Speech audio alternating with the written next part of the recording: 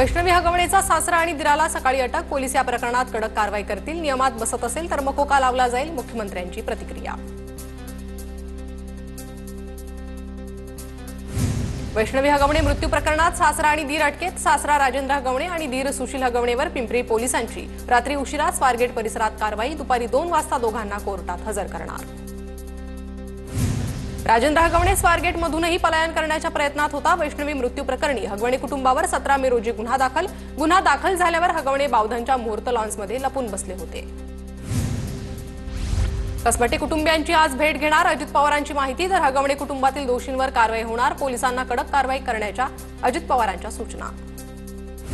हगवणे प्रकरणात माझा काहीही संबंध नाही। काही जण मला विनाकारण बदनाम करतायत। वैष्णवीने मला थोडी जरी तक्रार केली असती तरी दखल घेतली असती। अजित पवारांची प्रतिक्रिया। राज्य महिला आयोगाच्या अध्यक्षा रुपाली चाकणकर यांनी आज कसबटे कुटुंबियांची भेट घेतली। आरोपींवर कठोर कारवाईसाठी महिला आयोग पाठपुरावा करणार। चाकणकरांचं ट्विट। क्रूरकर्मा हरामखोरांना फाशी द्या। राजेंद्र हगवणे सुशील हगवणेच्या अटकेनंतर चित्रा वाघ यांची मुख्यमंत्र्यांकडे ट्विट करत मागणी। अटकेनंतरही राजेंद्र हगवणेचा उद्दामपणा कायम। सुनेच्या आत्महत्येनंतर हगवणेला पश्चाताप नाही। पत्रकारांच्या प्रश्नावर हगवणेनं नकारार्थी मान हलवली। राजेंद्र हगवणेच्या घरात 3 बंदूक परवाने असल्याची माहिती। तर गुन्हा दाखल असूनही निलेश चव्हाणकडेही बंदुकीचा परवाना असल्याची माहिती।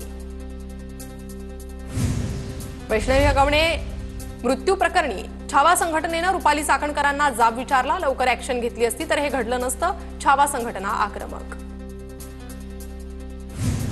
वैष्णवी हगवणेच्या बाळाची प्रकृती बिघडली। गेल्या 6 दिवसात वैष्णवीचं बाळ 4 वेगवेगळ्या कुटुंबाकडे। वैष्णवीचं बाळ सध्या कसपटे कुटुंबियांकडे। बीडमध्ये पुन्हा एकदा पवनचक्कीच्या वादातून थेट गोळीबार झाल्याची घटना। गोळीबारात 1 जण गंभीर जखमी झाल्याची माहिती। बीएमसी निवडणुकीसाठी भाजपकडून मिशन 150 राबवलं जाणार। मुंबई पालिका जिंकण्याचा भाजपचा निर्धार। देशाचा आर्थिक केंद्रबिंदू ताब्यात घेण्याचा भाजपचा प्रयत्न। पालिका निवडणुकीत 227 पैकी 100 जागांवर शिवसेनेचा दावा। माजी नगरसेवकांना सज्ज राहण्याच्या शिंदेंच्या सूचना। शिवसेनेकडून 70-75 संभाव्य उमेदवारांची तयारी। सूत्रांची माहिती। नागपुरात दादा गटाकडून नगरपालिका निवडणुकीच्या पार्श्वभूमीवर मेळाव्याचं आयोजन। मेळाव्याची जोरदार तयारी। शरद पवार दुसऱ्या पक्षात जाताना पाहायला मिळतील। सुप्रिया सुळे केंद्रात मंत्री होऊ शकतात। तर पुढच्या महिन्याच्या 15 तारखेपर्यंत उलाढाल होऊ शकते। शिरसाट यांचा मोठा दावा। धुळे रोकड प्रकरणातील चौकशीला वेग। अर्जुन खोतकरांचे पीए किशोर पाटलांची चौकशी। जिल्हाधिकारी कार्यालयात आज अंदाज समितीची बैठक होणार। अजित पवारांनी 70,000 कोटींचा घोटाळा कोणत्या देशात केला माहीत नाही। शिर्डीतील सभेत बोलताना बच्चू कडू यांची खोचक टीका। संभाजी भिडेंनी मुख्यमंत्री देवेंद्र फडणवीसांची भेट घेतली। कोल्हापूर विमानतळावर फडणवीस आणि संभाजी भिडेंची व्हीआयपी रूममध्ये चर्चा। 6 जूनचा शिवराज्याभिषेक सोहळा बंद केला पाहिजे। तिथीप्रमाणे सोहळा झाला पाहिजे। संभाजी भिडेंचं वक्तव्य। शिवराज्याभिषेक सोहळ्याबद्दल वाईट वाटत असेल तर दृष्टी तपासावी। जयंत पाटलांची संभाजी भिडेंवर टीका। खासदार शिष्टमंडळाबाबत ठाकरेंच्या शिवसेनेतून खासदार प्रियंका चतुर्वेदींची निवड। उद्धव ठाकरेंना अंधारात ठेवत चतुर्वेदींची निवड। शशी थरूर यांच्या पावलावर पाऊल ठेवत चतुर्वेदींनी स्वतःची वर्णी लावली। खासदार शिष्टमंडळाबाबत ठाकरेंच्या शिवसेनेतून अनिल देसाईंना पाठवण्याचा विचार होता। चतुर्वेदींनी परस्पर स्वतःची वर्णी लावल्यानं उद्धव ठाकरेंचा नाईलाज। खासदार शिष्टमंडळातून पत्ता कट होण्याची चिन्ह दिसल्यावर प्रियंका चतुर्वेदींची फोन डिप्लोमसी। संसदीय कामकाज मंत्रालयाच्या संवाद अभावातून हे घडलं। चतुर्वेदींची प्रतिक्रिया। वर्ध्याच्या आर्वीमध्ये काँग्रेसच्या नियोजन आणि कार्यकारिणी आढावा बैठकीत नाराजी नाट्य। काँग्रेसचे राष्ट्रीय समन्वयक शैलेश अग्रवालांनी बैठकीतून बाहेर निघत सभागृह सोडलं। गटबाजी करत असल्याचा अग्रवाल यांचा आरोप। नाशिकच्या येवल्यात लालपरीवरून 2 आमदारांमध्ये श्रेयवाद। 5 एसटी बसचं छगन भुजबळ आणि किशोर दराडे दोघांच्या हस्ते 2 वेळा लोकार्पण।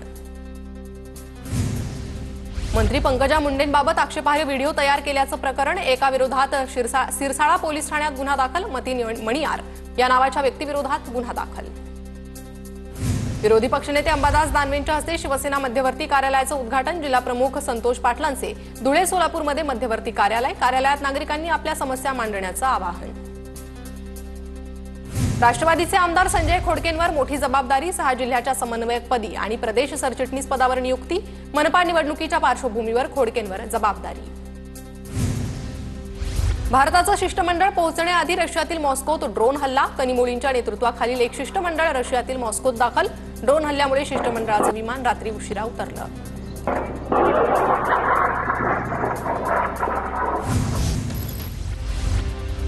बांगलादेशमध्ये पुन्हा एकदा मोठी राजकीय उलथापालथ होण्याची चिन्ह. राजकीय पक्षांसोबत काम करणं कठीण होत चाललंय. मोहम्मद युनूस यांचं विधान. अंतरिम सरकारचे प्रमुख मोहम्मद युनूस राजीनामा देण्याची शक्यता.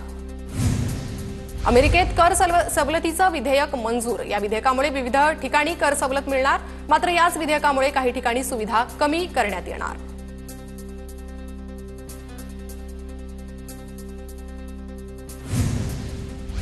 चंद्रपूर जिल्ह्यातील दुर्गाडीमध्ये आमदार देवराव भोंगळेंची अवैध दारू अड्ड्यावर धाड. 2 पेट्या दारू जप्त. पोलिसांना कठोर कारवाई करण्याचे आदेश. तुम्ही आमचं पाणी अडवलं तर आम्ही तुमचा श्वास रोखू. पाकचा लष्करी प्रवक्ता अहमद शरीफ चौधरीची भारताला पोकळ धमकी. दहशतवाद्यांची वाक्य पाकच्या लष्करी अधिकाऱ्यांच्या तोंडी. सलमान खानच्या इमारतीत महिला शिरल्याची घटना. इमारतीत शिरलेल्या ईशा छाबराला 23 तारखेपर्यंत पोलीस कोठडी. इमारतीमधील एका रहिवाशाला ओळखते महिलेचा दावा. जर्मनीमध्ये आंतरराष्ट्रीय पत्रकार परिषदेत महाराष्ट्र कन्व्हेन्शन ब्युरोची घोषणा आणि लोगोचं अनावरण. आंतरराष्ट्रीय पत्रकार परिषदेत मंत्री इंद्रनील नाईक यांच्या नेतृत्वात सरकारच्या वरिष्ठ शिष्टमंडळाचा सहभाग. एमसीबीच्या माध्यमातून महाराष्ट्र स्थानिक अर्थव्यवस्थेला चालना देणार. नाशिकच्या इगतपुरीतील जिंदाल कंपनीला लागलेली आग अखेर आटोक्यात. आग पुढे जाऊ नये यासाठी 6 फुटाच्या अंतरानं मातीचे ढिगारे उभे केल्याची नाशिकचे उपविभागीय अधिकाऱ्यांची माहिती. जेएनपीए बंदरातून सौदी अरेबिया मलेशियात होणारी कांदा निर्यात बंद. 25,000 टन कांदा निर्यात 1.5 महिन्यापासून बंद. निर्यात होणाऱ्या देशांनीच कांदा उत्पादन सुरू केल्यानं जेएनपीएतून निर्यात बंद. महावितरणच्या नावानं बनावट वेबसाईट. नोकर भरतीच्या खोट्या जाहिरातीतून फसवणुकीचा सायबर गुन्हेगारांचा डाव होता. महावितरणकडून सायबर क्राईम विभागाकडे अधिकृत तक्रार. राज्यात कोरोनाच्या 33 नव्या रुग्णांची नोंद. 31 मेपर्यंत मुंबईतील एकूण कोरोना रुग्णसंख्या 148 वर. सक्रिय कोरोना रुग्णांमध्ये सौम्य लक्षणं. बदलापूरसाठी 260 कोटींची पाणीपुरवठा योजना मंजूर. पाणीपुरवठा मंत्री गुलाबराव पाटलांनी बोलावलेल्या बैठकीत निर्णय. 74 किलोमीटर लांबीची पाईपलाईन आणि 14 जलकुंभ उभारले जाणार. आज रायगड आणि रत्नागिरी जिल्ह्याला पावसाचा रेड अलर्ट. तर मुंबई, पुणे, नाशिक, सातारा आणि कोल्हापूर, सिंधुदुर्गसह नगर जिल्ह्याला ऑरेंज अलर्ट जारी. हवामान खात्याचा अंदाज. आज मुंबई, ठाण्यासह पालघरला वादळी वाऱ्यासह मुसळधार पावसाचा अंदाज. हवामान खात्याचा इशारा. नागरिकांना सतर्क राहण्याचं आवाहन. सकाळपासूनच मुंबईसह उपनगरांमध्ये ढगाळ वातावरण. हवामान विभागाकडून मुंबईला पावसाचा ऑरेंज अलर्ट. सिंधुदुर्गमध्ये पावसाचा जोर अजूनही कायम. वैभववाडी तालुक्यात 92 मिलीमीटर पावसाची नोंद. करूळ घाटात ठिकठिकाणी दरड कोसळण्याचं सत्र सुरू. सिंधुदुर्गच्या कणकवली, मालवण, कुडाळ तालुक्यात पावसाची हजेरी. नदी नाले प्रवाहित. जिल्ह्यात ऑरेंज अलर्ट जारी. सातारा जिल्ह्यात अवकाळी पावसाचा तडाखा. जिल्ह्यात अनेक शेतकऱ्यांचं मोठं नुकसान. भाजीपाला शेतातच सडून जाण्याची शक्यता. शेतकरी हवालदिल. पुण्यातील शिरूरमध्ये मान्सूनपूर्व पावसाचा पेरू बागेला फटका. पिंपरी दुमाला परिसरात शेतकऱ्याचं मोठ्या प्रमाणात नुकसान. कोल्हापूरमध्ये मुसळधार पावसामुळे कृष्णा आणि पंचगंगा नदीच्या पाणी पातळीत वाढ. मुख्यमंत्री देवेंद्र फडणवीस विविध विकास कामांच्या उद्घाटनासाठी कोल्हापूर दौऱ्यावर. पावसातही पोलिसांचा मोठा बंदोबस्त. हिंगोलीमध्ये सततच्या पावसामुळे भाजीपाला उत्पादक शेतकरी अडचणीत. 2 एकरावरील कोबी पिकावर शेतकऱ्यानं रोटावेटर फिरवला. सिंधुदुर्ग जिल्ह्यात 24 तासात 99.5 मिलीमीटर पावसाची नोंद. वेंगुर्लात सर्वाधिक 167 मिलीमीटर पाऊस. तर वैभववाडीत सर्वात कमी 92 मिलीमीटर पावसाची नोंद. सोलापूरच्या माढा तालुक्यात 5 दिवसांपासून जोरदार मान्सूनपूर्व पाऊस. 138 मिलीमीटर पावसाची नोंद. शेतकऱ्यांमध्ये चिंतेचं वातावरण. सोलापुरात जिल्ह्यासह ग्रामीण भागात 10 दिवसांपासून सुरू असलेल्या पावसाला विश्रांती. 1 ते 22 मे दरम्यान सोलापुरात 116 मिलीमीटर पावसाची नोंद. 142 गावांमध्ये नुकसान. साताऱ्यातील महाबळेश्वरमध्ये मुसळधार पाऊस. सकाळी 8 वाजेपर्यंत 93 मिलीमीटर पावसाची नोंद. धरणाच्या पाणी पातळीत वाढ. अमरावती जिल्ह्यात मान्सूनपूर्व पावसामुळे पिकांचं मोठं नुकसान. शेतकऱ्यांवर आर्थिक संकट. 16 गावांमध्ये घरांचं नुकसान.